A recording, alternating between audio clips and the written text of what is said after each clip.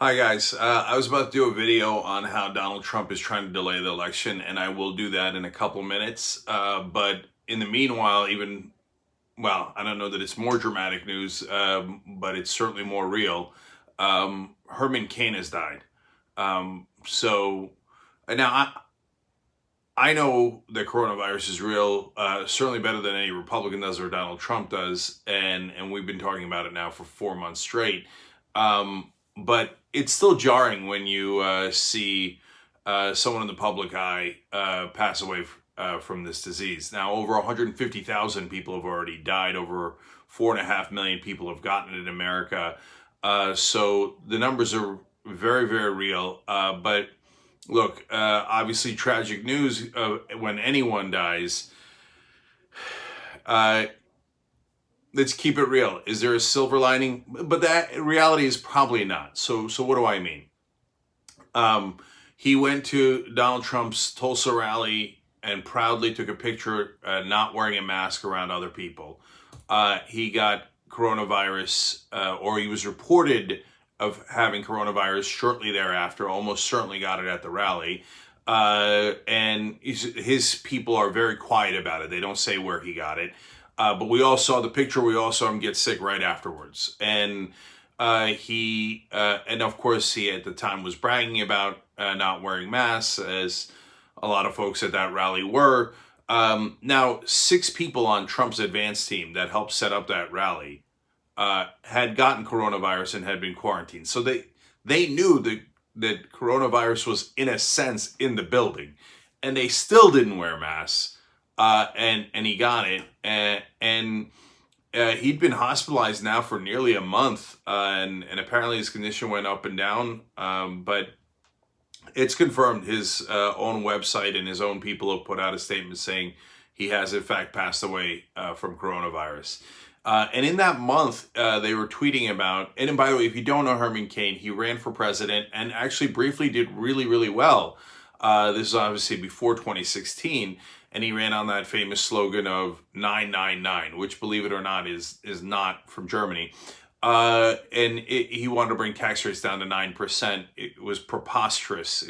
There's this etiquette about not saying anything bad about people who passed away. You don't want to do that in regards to rubbing it in and they got family members, etc. Of course.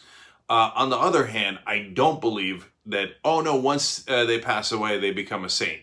No. Herman Cain honestly was a clown. He, politically at least, and the reason that why a lot of donors loved him and why he got a lot of clout in the Republican circles is, one, he was black, and so they're like, oh, a black guy who agrees that we should get all the tax cuts in the world, and there are really not that many issues regarding racism. We love this guy. Yeah, he wanted to bring tax rates down to 9%. Of course the donors loved him. Of course they gave him a ton of money, and of course he did well in the polling because of all that.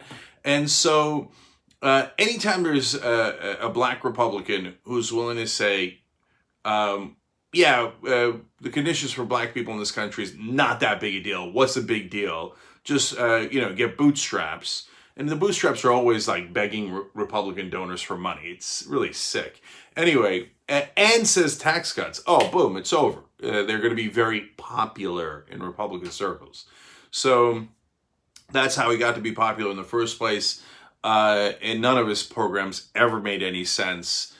He did not acknowledge the level of racism in this country in a way that he should have. He had to drop out of the presidential race when he was doing really, really well because of massive sexual harassment stories that were coming out. And in the beginning, he was like 999. But by the end, it was so clear that he had actually done it that he dropped out of the race, even though he was doing so well and had a real shot. So now back to what he did in the meanwhile, as he had coronavirus and was hospitalized, and he was hospitalized fairly quickly in that process. They kept putting out messages. Now, for religious folks, I get it, and I'm trying to be understanding, but at the same time, science is real, and people need to understand that it's real, because we live in a time where people don't understand that, and it has lethal consequences. So they kept tweeting out, send in more prayers. The prayers are working. And God is listening to you. Okay, don't worry, God is listening to you. Okay, and he tweeted out, "This virus is strong, but our God is stronger." See, guys, I love you, but this is nonsense talk. No, he's dead.